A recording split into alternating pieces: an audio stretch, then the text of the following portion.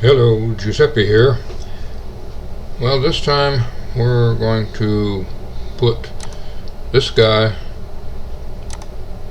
in this picture. And I see there's going to be a problem right now. His head is liable to have some trees growing behind it, so before we even begin, we'll take care of that little problem right now. Go to edit, go to fill selection and content aware, hit OK. That part of the tree is gone. Deselect with Control D. Alright, now we'll go back to our guy here. This won't be discussing selecting and cutting out of an image from a picture. It'll be just basically directed toward creating a shadow. Well, obviously the shadows were pretty long in that picture that we're going to put him in, so we need more background here, more canvas. Go over here to image, and we want to resize that canvas, so we go to resize and select canvas size. You can see over here it's a little over 10 inches wide, so we're going to double that, make it 20 inches. And don't ask me why, but on Photoshop Elements, if you want to add extra canvas on the right, click the left arrow, hit OK, and we have that. Okay, next step in creating a layer is up here on the layer side, this little sheet with the folded corner. I'm going to click that, and that makes a new layer. They call it layer 2. Alright, now we're going to hold down the control key and left click the image over here in the layer panel. Control key down, left key clicked, if I can talk straight here, and you notice the marching ants around the figure, and it's been selected. Okay, now we're going back over to the layer section. The little eye here turns the layer on or off, where you can see it or where you don't. I'm clicking on that eye and it takes the image out. Now we go over in the tool section here and make sure the colors are set to black on top of white, and we'll choose the paint bucket, left click that and bring it over inside the marching ants, click there, and it fills that with black, which is what will be our shadow. There are several functions you can do to a shadow to make it more transparent, more distorted and changed, and I'll select several of those and show you. But in this particular one, the shadows are pretty harsh on that bridge, so we don't have to modify this too much. Right now we'll go to image and transform, and we're going to choose perspective first. Most shadows, as they fall away from the origin, are a little bit narrower on top, so I'm going to move this just a very tiny bit, this button to the left, just about like that, and we'll accept by hitting the green arrow. Now we'll go back again to image, transform. This time we're going to distort, and instead of taking a corner hook, we'll take this center one. I'm going to click on the center one, hold the left click down, and as I move down and right, we can position the shadow where we want it to go. So I'm estimating the angle about, maybe so, to match the shadow from the bridge railing. Let go of the left clicker and accept that by the green arrow.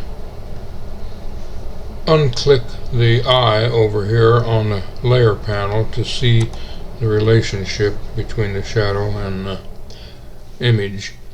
Okay, if I choose the move tool, and I can move the shadow a little bit to the right here, I think that might be pretty close. And I wonder if we can check that now. Let's go down there and bring up our bridge picture and temporarily take a look here and see how that's going to do. Obviously the shadow will have to go behind the image. That might be just a little bit long, so I'm going to try Control Z, the undo. Go back down there, undo again, and get our image back up here. So we'll go up here to Image, Transform, and Distort, and maybe shorten this image a little bit here. It looked like it was just a little bit too long. Try that. Alright, now we can make it a little bit transparent if we go over to the layers panel here and go up to the opacity, double click on that 100%, and let's make it 95. Put just a little bit of opacity in there. Try that. Okay. Now if we had the need to affect the shadow more, I'll point out one or two more options that there are. If you go to Filter and Blur and Gaussian Blur, that brings this up and it puts a blur on the overall image and mostly on the edges. I think this time we'll get by without the Gaussian blur altogether. As long as we have it up, let's put a minimum amount on there. Just I don't know, I'm going to cut that back to just 1.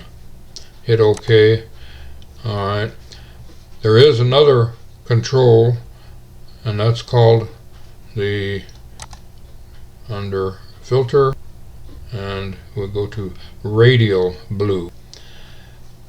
And the radial blur works from the center, and in a circular motion starts from the base of your shadow and works out, fading the image more. We don't need that right now, but since this is located in the lower left corner of the picture, this operates in this way. I would click on the center of this image and bring it down to the lower left corner where the shadow resides, and let go of the left clicker, and that would affect the shadow, but I don't think we need that, so we're going to cancel this. But in the future, if you need that for a shadow, it's handy to have. I think we'll call this pretty close. We're going to take the shadow over here in the layers panel and drag it down below the image of the person, and that puts the shadow behind the image of the person. So now we'll bring up the picture of the background here, and then left click on the guy, bring him up here, and we can resize by grabbing a corner hook, bringing him down to, what you call putting the guy down to size. Bring him over where he belongs, and the angle looks pretty good. It matches the angle on the fence shadow, pretty close. So I think with a little correction with the arrow keys right there, we'll call that good. Hit the green arrow, and that's a pretty simple way to put a shadow where it's needed. Of course, you can go to a filter and affect the person in the image if needed. If it were to be a warm, like a sunset and a kind of a warm effect, you can go to, I won't actually do it, but under Filter, under Adjustments, and Photo Filter, you have the option to, obviously this won't let us do that now, you have the option to choose a filter, and the main filter that it defaults to is a warmer, I think about 85%, and it gives it a little warmer glow to the image. We don't need that right now, so I think we'll call this good, and hope it kind of simplified making a shadow for you. Until next time, this is Giuseppe. So long.